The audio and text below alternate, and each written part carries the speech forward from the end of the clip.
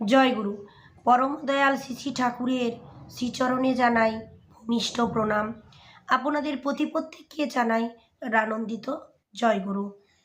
তো গত 2-3 দিন হলো আমি ভিডিও আপলোড করতে পারিনি, আপনারা সকলেই জানেন, কারণ আমার শরীরের অবস্থা ভালো নয়।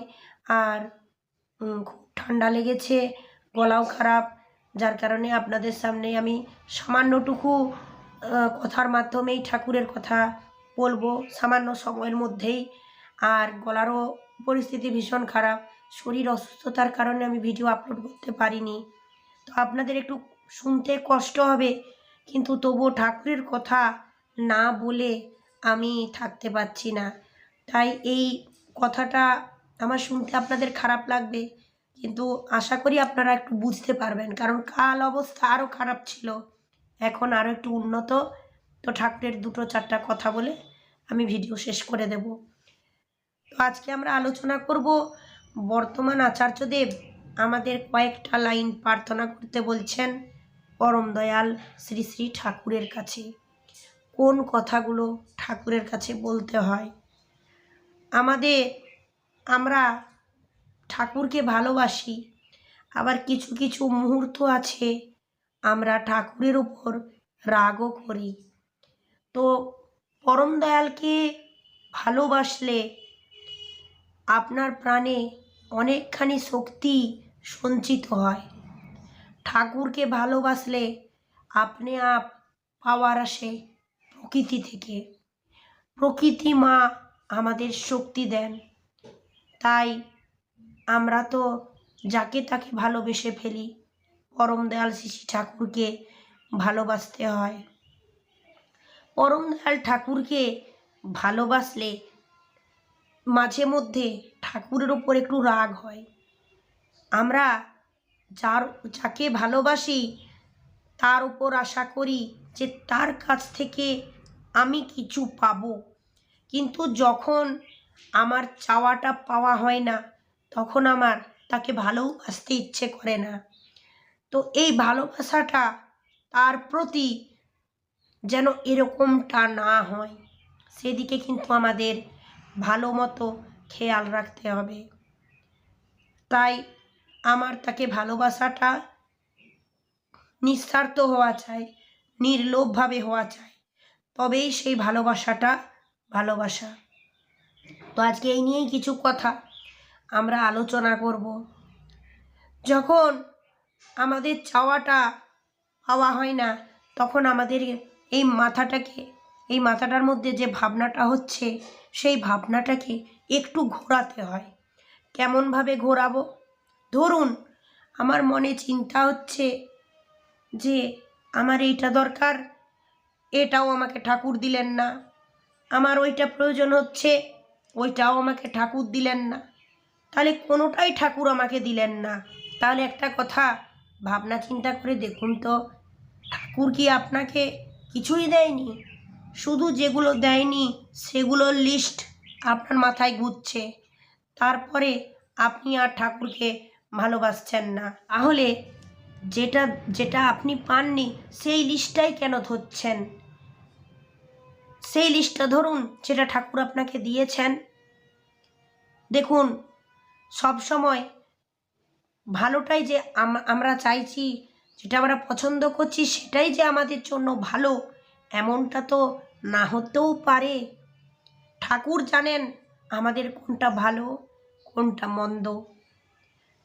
তার জন্য যখন ঠাকুরের উপর রাগ হয়, মনে হয় যে ঠাকুরকে আর কিছু দেব না।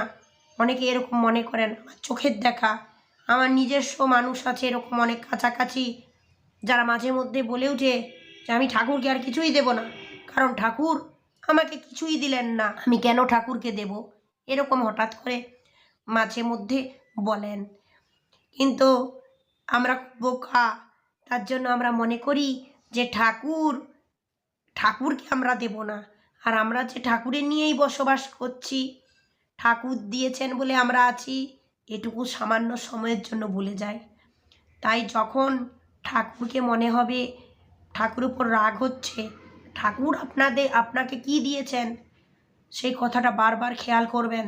কোন কথা হচ্ছে, হঠাৎ করে কালকে আমাদের বাড়িতে আলোচনা হচ্ছিল, তো একজন হঠাৎ করে বলে উঠলেন যে কই আমাকে তো ঠাকুর এটা দিল না।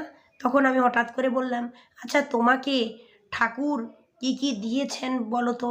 তখন আমি পয়েন্ট ওয়াইজ তাকে ধরে দিলাম যে এই জিনিসটা তোমাকে ঠাকুর দেয়নি, ওই জিনিসটা তোমাকে ঠাকুর দেয়নি, একটা লিস্ট দিলাম।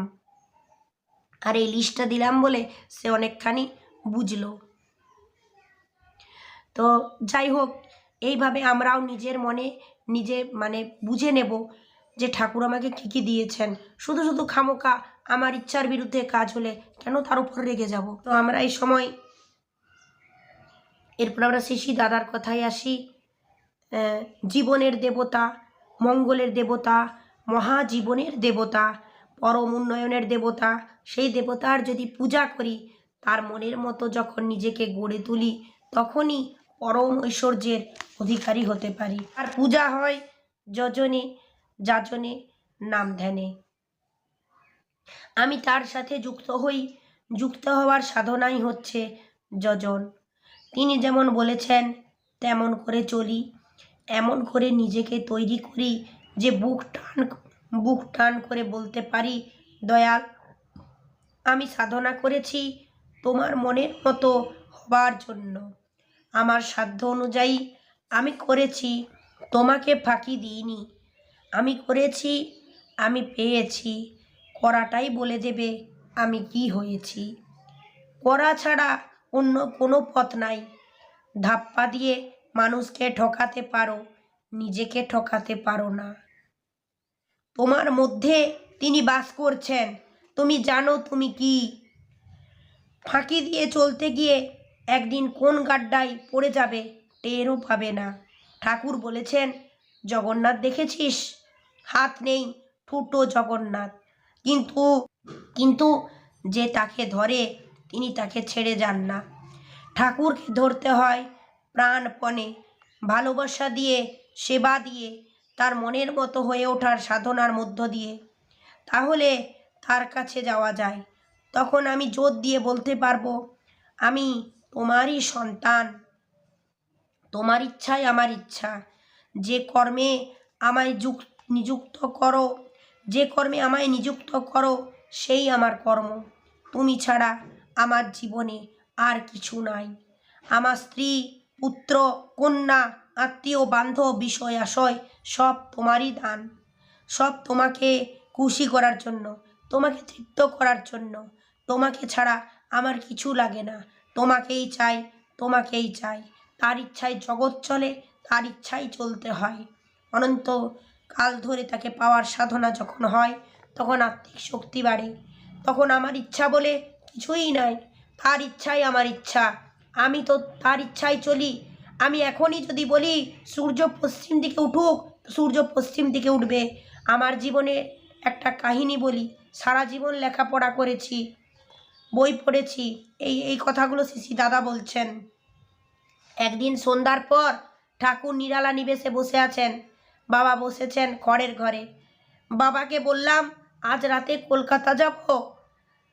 বাবা বললেন, বাবাকে বল। ঠাকুরকে গিয়ে বলতেই ঠাকুর বললেন, তোর বাবাকে বল। খড়ের ঘরে পুনরায় এসে বাবাকে বলতেই বাবা বললেন, আজকে পূর্ণিমা, এখন কলকাতা যাবি, আজ যেতে হবে না। মনে মনে ঠিক করলাম, বাবা যখন যেতে বারণ করেছেন, তাহলে আজকে আর যাব না। ঠাকুর বাড়ি থেকে জামতলার পাশ দিয়ে বাড়ির দিকে যাচ্ছি। আকাশে তাকিয়ে দেখি চাঁদ ঝলমল করছে। বাড়ি গিয়ে সোজা ছাতে চলে গেলাম। রাত 11টা পর্যন্ত ছাতে বসে চাঁদের শোভা দেখলাম। পরদিন কলকাতা গেছি, মা সে সময় কলকাতার বাড়িতে ছিলেন। তার 2 দিন পর মা আমায় জিজ্ঞেস করলেন, দেখ তো আজ কী তিথি। আমি হিসাব করে বললাম, কৃষ্ণপক্ষের তিথি। মা বললেন, অমাবস্যা পার হলো, এখন শুক্লপক্ষ। পক্ষ নিয়ে একমত হতে পারলাম না। শেষ পর্যন্ত পঞ্জিকা খুলে দেখলাম মায়ের কথাই ঠিক, অমাবস্যা পার হয়ে শুক্লপক্ষ চলছে। আমার কথা ভুল। বহু বছর পর একদিন বাবার সাথে গল্প করতে করতে বলছি, অনেক জিনিস কি করে হয় বুঝি না। এই দিনের ঘটনা উল্লেখ করে বললাম, তুমি বললে পূর্ণিমা, আমি সারা রাত ধরে চাঁদের শোভা দেখলাম, অথচ পঞ্জিকায় দেখি সেদিন অমাবস্যা। বাবা হাসতে হাসতে বললেন, আমি বলেছি পূর্ণিমা, তুই আমায় বিশ্বাস করিস। অন্যদের কাছে অমাবস্যা হলেও তোর কাছে সেদিন পূর্ণিমা ছিল, এই রকম। তাই ঠাকুরকে বিশ্বাস করতে হয়। ঠাকুরের কাছে এই প্রার্থনাগুলো রাখুন। বর্তমান আচার্যদেব একই কথা বলছেন, তোমার ইচ্ছা পূর্ণ করো, এ কথাই বলতে হয়। যত রোগ শোক, দরিদ্রতা, অভাব, যন্ত্রণা, যত বড় বিপদই হোক, এই ভয়ঙ্কর বিপদ থেকে পরিত্রাণ পেতে ঠাকুরের কাছে এক লাইন প্রার্থনায় যথেষ্ট। কি না, ঠাকুর তোমার ইচ্ছা পূর্ণ করো। আমি আমি জানি না কিসে আমার মঙ্গল, তোমার ইচ্ছা তোমার ইচ্ছা পূর্ণ করো। এইভাবে ঠাকুরকে খুব ভালোবাসুন আর আপনি এইভাবে প্রার্থনা করুন, তার উপর সব ছেড়ে দেন, আপনি সব অবস্থা থেকে পরিত্রাণ পাবেন। জয় গুরু।